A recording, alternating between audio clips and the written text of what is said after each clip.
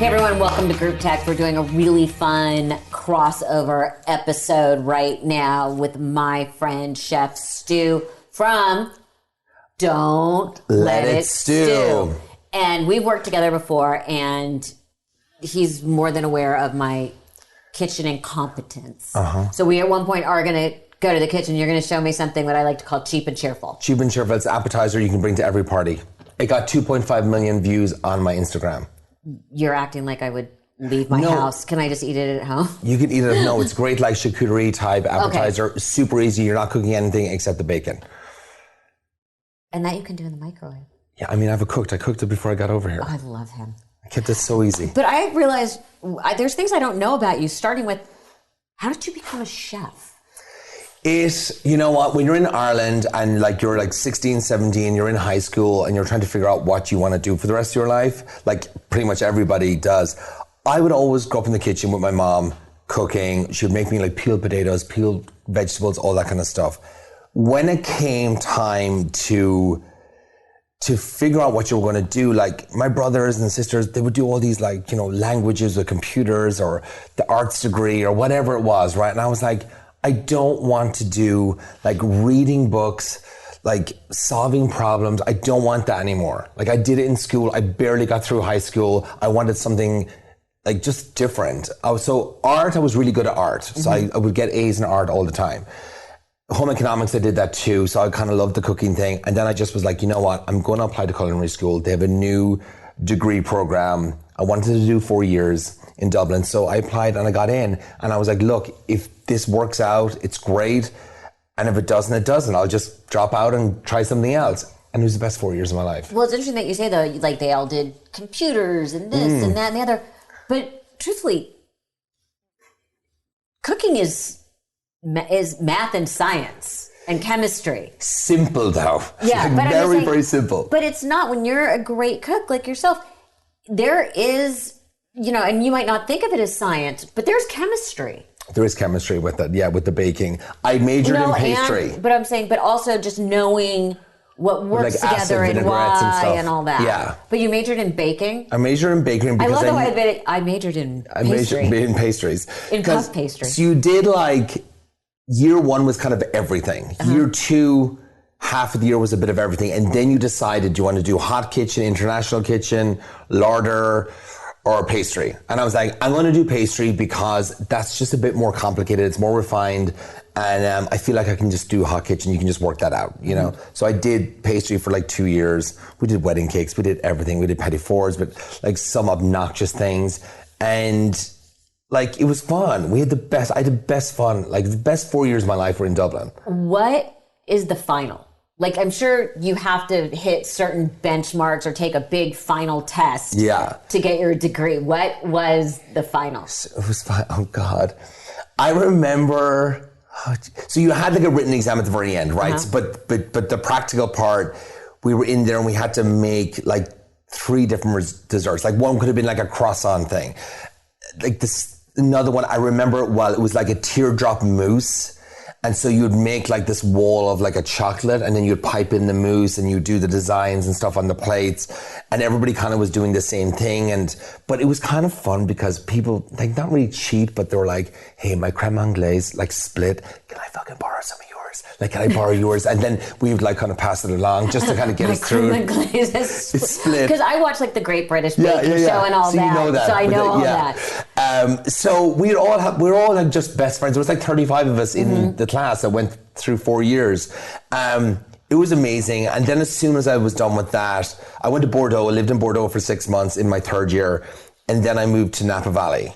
I had a job at Meadowood there. So I did basically every position in the hotel, purchasing manager, banquet chef, everywhere.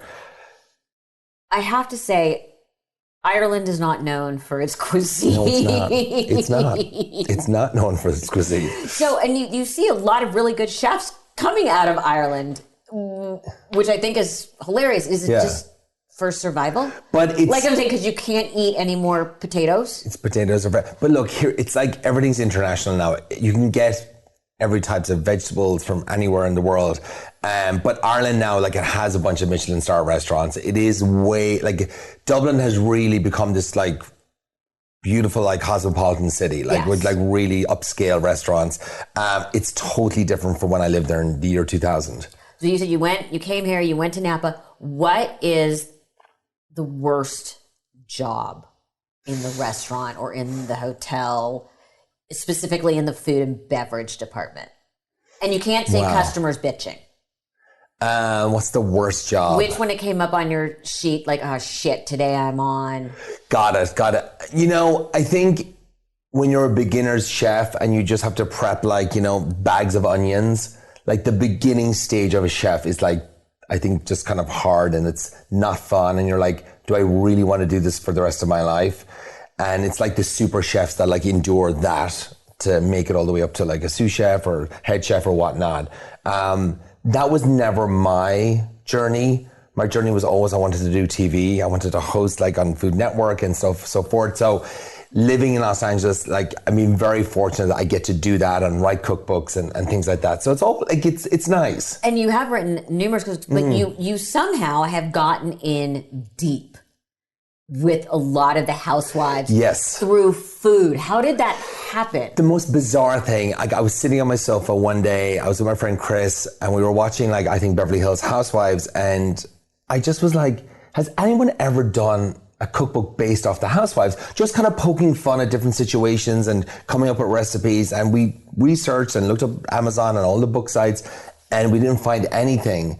And I was like, I'm going to pitch that. So I went to New York, I was pitching another cookbook, my second cookbook, and it was like an elevator pitch. I was like, well, wait a minute, you don't like that one? I'm like, okay, so what about this? Like, think about Housewives, poking fun, comedy, recipes, but they're real recipes. But I needed someone to do it with, so that's when I brought in Amy Phillips with me to do the comedy aspect of it. And she knew every single thing about the Housewives. Have any of the Housewives reached out to you to actually do a real cookbook? I would do that. I mean, if one of them wanted to do that together, I'd love to do that. A lot of them now know me as like, I don't know, like the Housewives chef. I don't know, like whatever. Yeah. Because we sent that book to all of them when it came out, just as a promo thing. And but they like it and they love just poking fun at like their names and things like that, or like different scenarios that went on in the show. So it's been good. It's fun. Yeah. What do you watch? Which is your favorite? Like, I know for me, I am a hardcore Below Deck girl. Look, I have watched it a bunch of times. I love I am hardcore. No, you don't understand. I have to watch the Jill Zarin episode. Okay, but you got to watch more than like... I know, I do. Yes, the Jill Zarin episode just aired. Yeah, so I'm friends with Jill, so I really want to see... What has she said? I was like, I see that you're getting a bit of flack for Below Deck. I'm really sorry. I'm here if you want to talk it out or anything. I said, I haven't watched the episode yet. She's like, so what? Who cares? She's like, I just was having fun. I bring good drama. Well, that's like, from my point of view, when I'm watching it and being an insider, I'm like, okay, she knows exactly what she's doing. She knows what's expected of her, that they know she's there to bring drama and all that. And what I love is she didn't even care. You can see like, she's just like, fuck it. Yeah, why not? But she was, I felt like she was really playing up a character. Got it. Okay. Which is why I think she doesn't care if there's flack. Yeah. I mean, if she was the perfect guest on that, would have been a boring episode. Yeah. Yeah, okay, so there you go. Well, because we've talked about, and with them as of me going on it, but I'm like, truthfully, I will be the most boring episode ever. First of all I do on vacation is sleep. Yeah. So you're going to have an episode of me sleeping. Where's Melissa? She's downstairs. She's on the pads asleep. And I'm unfailingly polite. Yeah, I wouldn't be able to be a bitch on like something like that. So I would be such a boring episode. Yeah. And I'm not going to go and act a specific way just to make it a good episode. I think I don't watch it as much or as religiously as you. I think like the kitchen thing just stresses me out watching it. It is so stressful. And by the way, being a yacht chef on a big, huge, expensive charter yacht has to be so stressful. It's breakfast, lunch, dinner, which and I don't... crew, and snacks, and no sous chef. And there's no sous chef. I've done several families here in Beverly Hills and celebrities and stuff like that, and I've done the breakfast, lunch, dinner thing. It's fine. It's nice, but you're in a house and you have everything, and it's like, but like on a yacht, and then like you're prepping for dinner and they're like, okay, they want snacks right now. You're like, oh fuck, it's hard. How hard is it for you to go to like a restaurant? Because you know how the sausage gets made. Yeah. You know what I mean? And why didn't you go to sausage? Yeah, well, no, because that's always the same. Yeah. You know how it gets made. So are you more critical or less critical? I'd say more aware, like critical, yeah, sometimes. I am very easygoing though when it comes to restaurants. I used to be terrible. Really? I used to just be able to find shit that was wrong.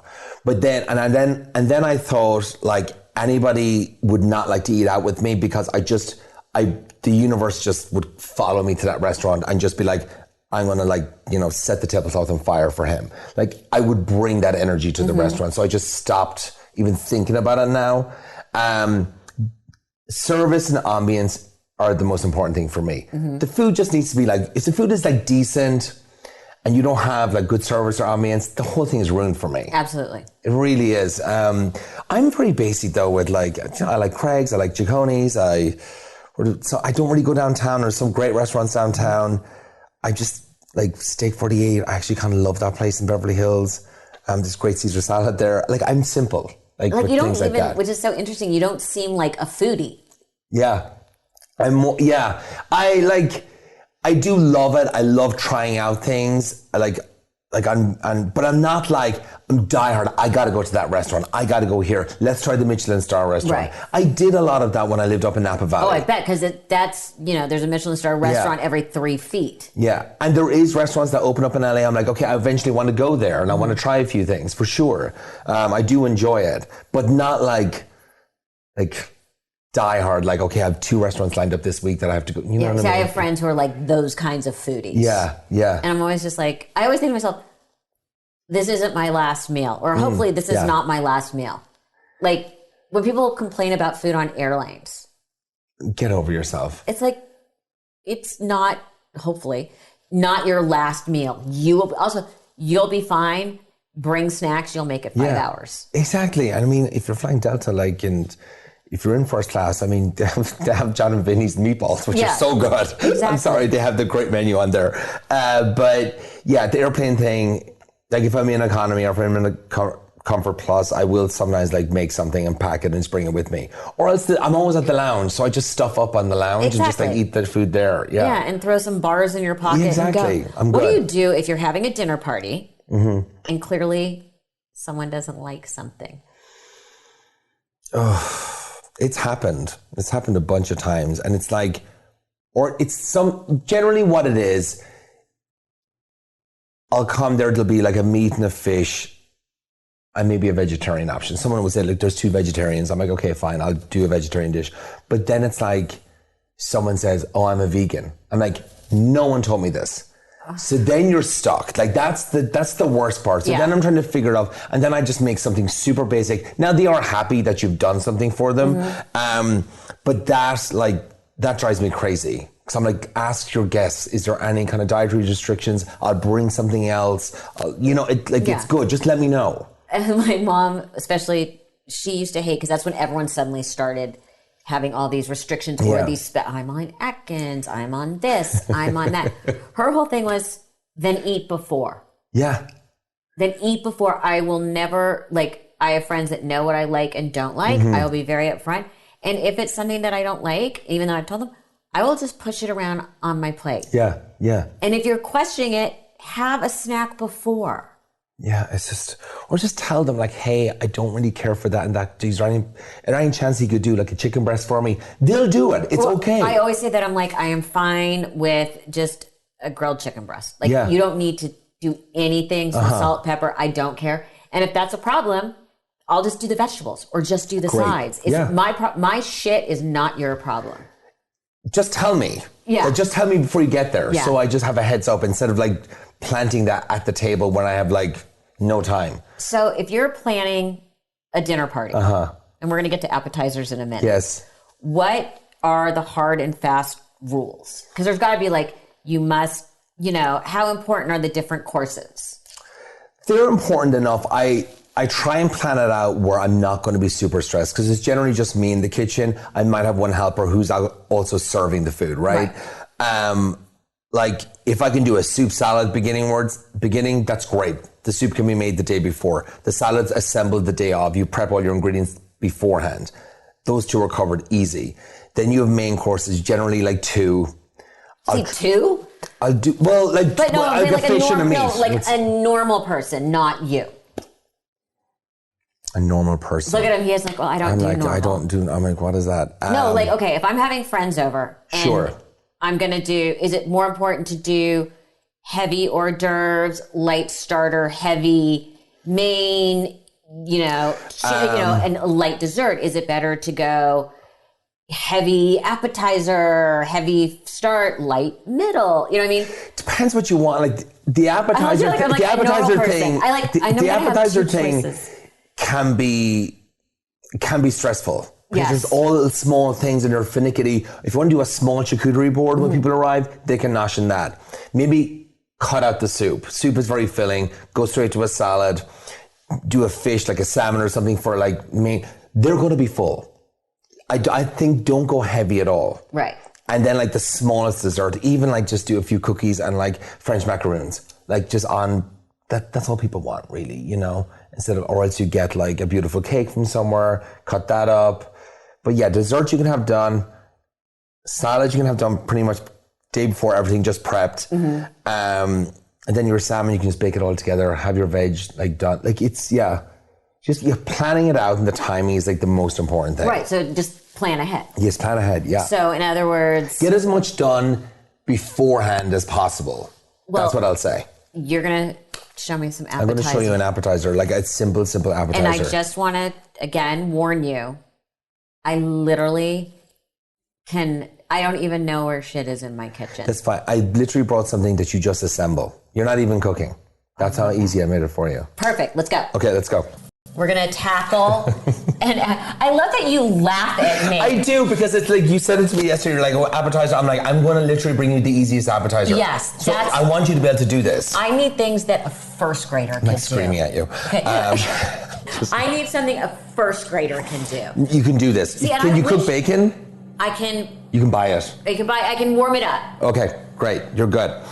Because you put it between 2 pieces of paper towel and put it in the microwave. Yes, you do. I don't do that because I don't have a microwave, but... Of course you don't have a microwave. You can do that, yes. For sure. Okay, so Rainforest Crisps, I love them.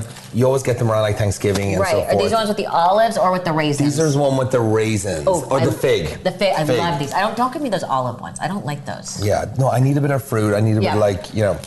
So we got some of that, right? I have a tiny bit of heavy cream here, like a drip in here with the goat's cheese.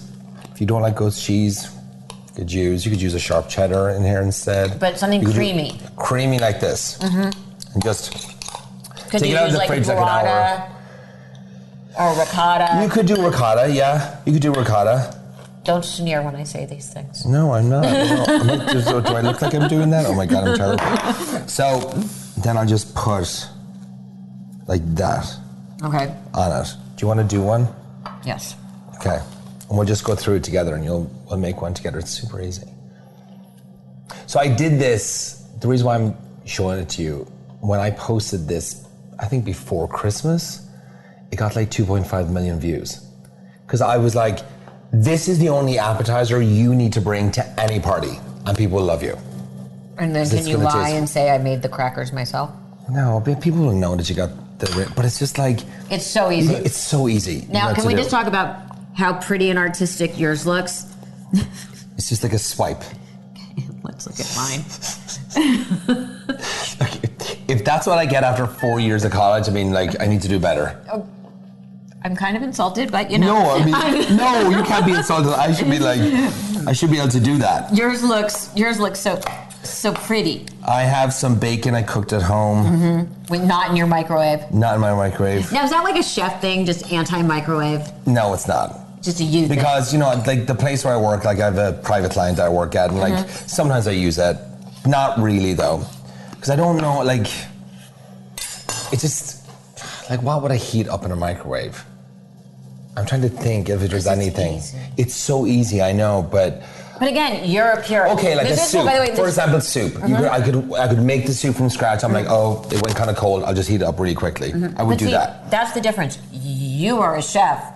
I eat to survive. Yeah, that's true. Like cereal for dinner is awesome.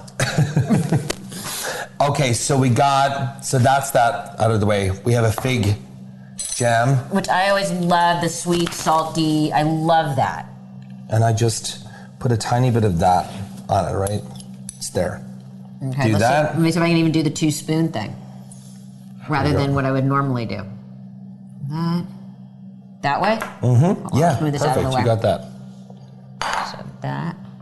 So that. You're good. I'll take those. What's next? Okay. Again, let's just show. No, yours is fine. This is good. Attempted. So I have some basil. Okay. I think we can probably put the bacon on next. Okay. And then we'll finish with the basil. So pick a nice piece. Like however, maybe just like stick it in there. Like that? Yeah, just stick it into the, great. Top off with some basil. Okay. I said honey earlier to you, but I forgot honey and cheese and all that. I forgot we had the fig, so we don't need the honey. And that's it. Amazing. That's it, and it's pretty, and it's like super easy. Yours is pretty. Yours looks like, oh my goodness, artistic and pretty. Mine looks like, we let the kids participate in making dinner. Okay, cheers. I know it's going to be so good. It's just right. You know what I mean? And it's that perfect, sweet, salty whole thing. Well, it's like a little meal. I love it. Now, I could eat a whole platter of these. No, I know. And then not eat dinner. Stu, I love you. This is so easy. Wow, so fun, so easy. You're so fun. Again, crossover episode. Group text. Don't let it stew. Check it out. Bye. Bye.